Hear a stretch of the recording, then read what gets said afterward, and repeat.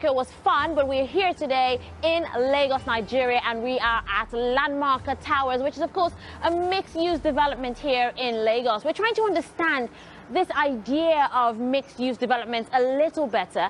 Today, we're going to be speaking to the CEO of Landmark Africa, Paul Owanibe. So come with me, it's this way. The real estate market in Nigeria's most cosmopolitan state, Lagos, has seen rapid development over the last decade. Lagos is the business nerve of Africa's largest economy, and the city has witnessed a surge in the construction of high-rise buildings, mostly intended for residential and commercial purposes. Hello. Good morning. So I'm here to see Paul. Just sign in. Okay, no problem. Okay, let me just sign in.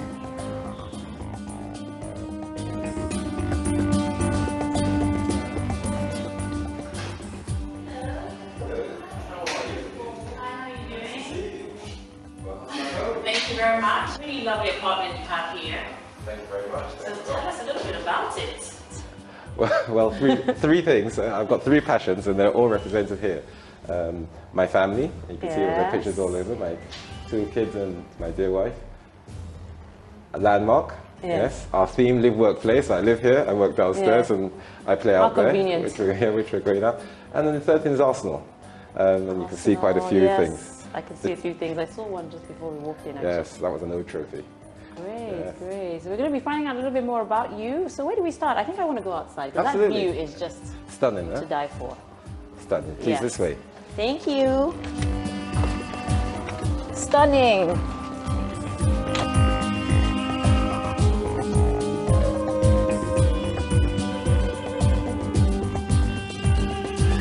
All right, we're on the edge of Victoria Island, the edge of Lagos, the edge of Nigeria, the edge of Africa, this coast.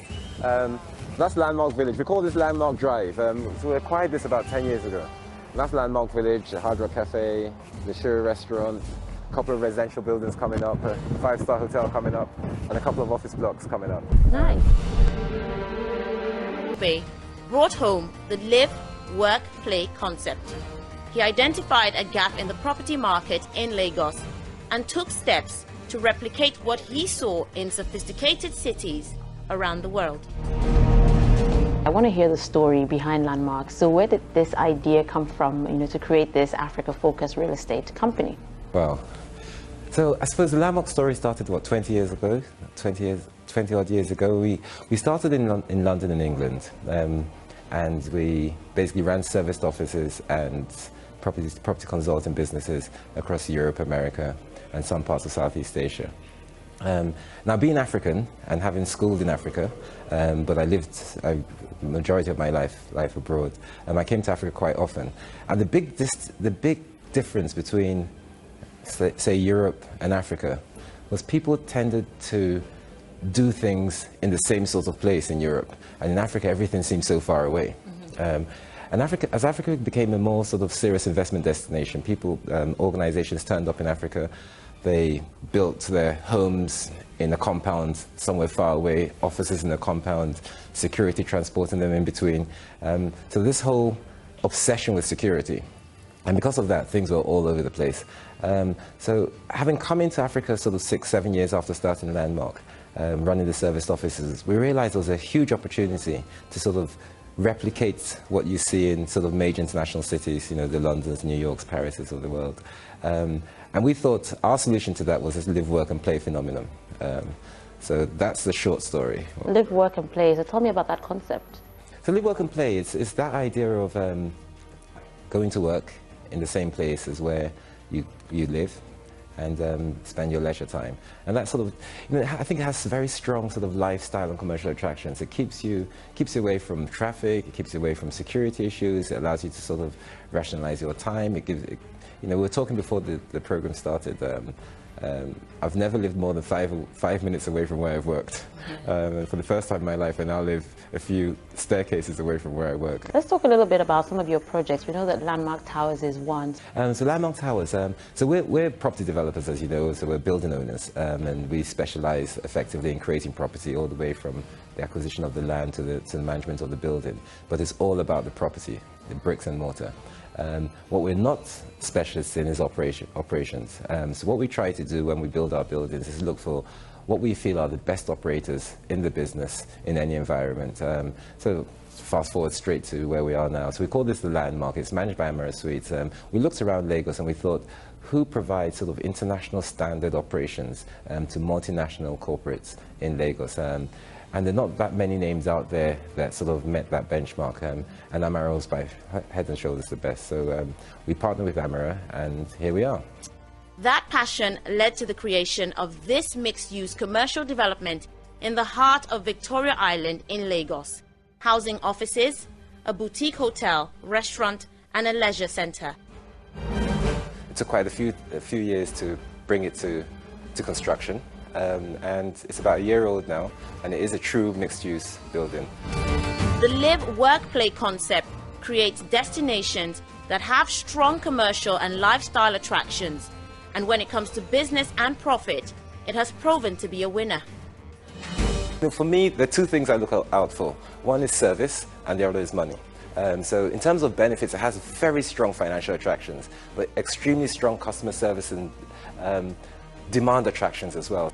Diversification. It allows you to diversify your risk in terms of assets. So you're allowed to get into hotels, you're allowed to get into conference centers, commercial, as well as residential. And so as the microeconomic indicators right now are softening the market, you're allowing your risk to be spread across different asset classes. Time is money. So hopefully, as you're more efficient, you become richer. You have the opportunity to put all your guests and all your clients in one box and give them whatever it is they need. While it's easy to point out the financial viability of mixed-use developments, the real estate market is a capital-intensive play, and the lack of access to funding for projects in Nigeria dissuades the next generation of up-and-coming real estate tycoons. In spite of the demand for loans and mortgages, banks and financial institutions are held back by the high level of risk associated with the property industry. It's the realization of if things go wrong, it's the rule of law, and that's where you have big problems because you can be in court for years to come, and meanwhile you have to take provision on this thing. So before you go into a transaction, you're looking at what can go, yes, this is the opportunity, but what can go wrong, and if something goes wrong, where are depositors' funds? In other climates, you're going to be looking at funding is going to come from things like pension funds, where those type of funds are very long term, and they're used in infrastructure like real estate, but we don't have those opportunities yet in Nigeria. To add to the cautious climate, Nigeria is currently facing a recession due to the drop in oil prices and weakening of the currency, and this has made things more difficult for investors. So we're losing 30 to 40% of our revenues literally on the button. Day after day, week after week, from foreign exchange. And obviously some things have stabilized and normalized now. So we hope as we go forward, we hedge, we plan differently. But we live in a very different world now in Nigeria than we did sort of a year and a half ago. But you know, those investors that stepped away are literally lurking around the borders, waiting for the good times to come back in. Still, experts say that there are bright spots in the real estate market.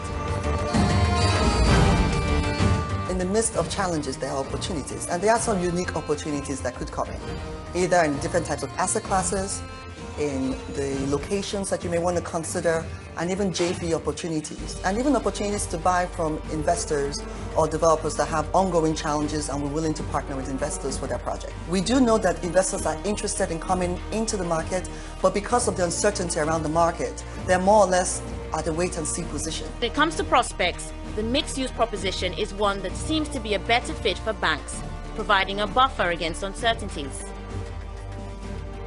Mixed use, first of all, means that potential multiple revenue streams. They are betting their revenue stream not on one customer, but many people. So if you go to the Landmark, you see things like there's restaurants, there's offices, there's a hotel. So there are many revenue streams that, should I say, help them defend against inflationary times like this. People will always go to those places for certain needs. And they certainly are.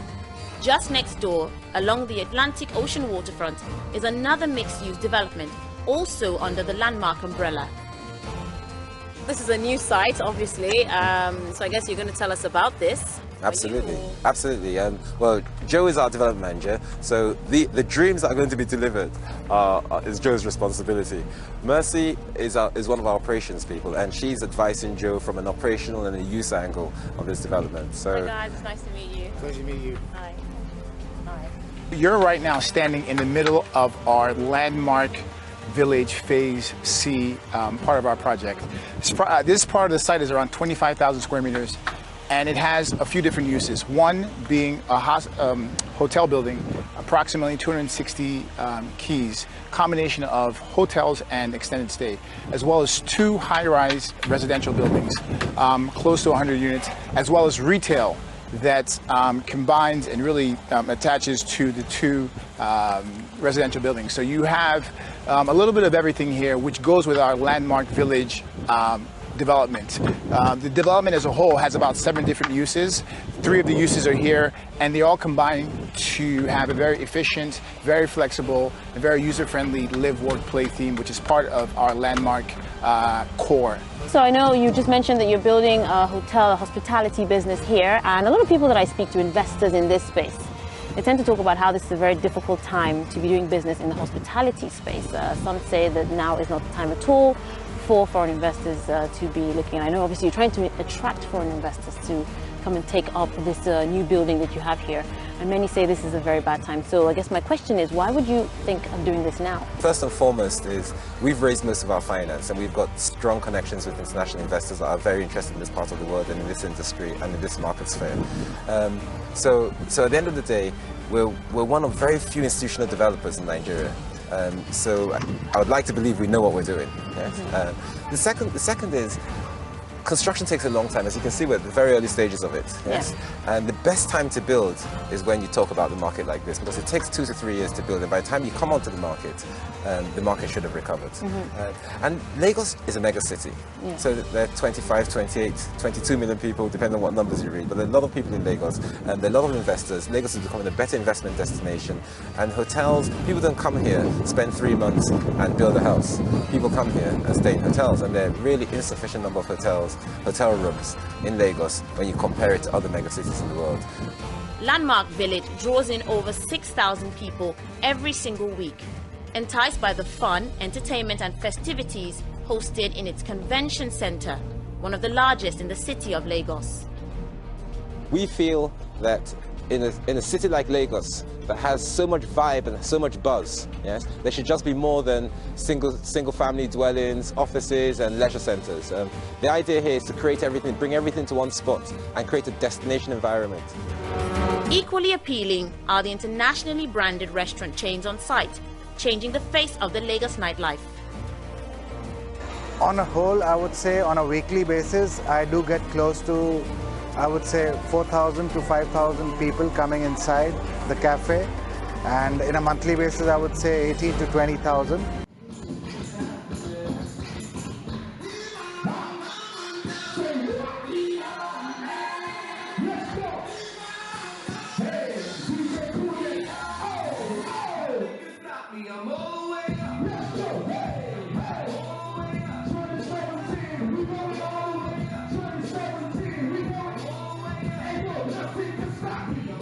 We did not expect such a big response from the local public, and it's mostly like local public that comes in.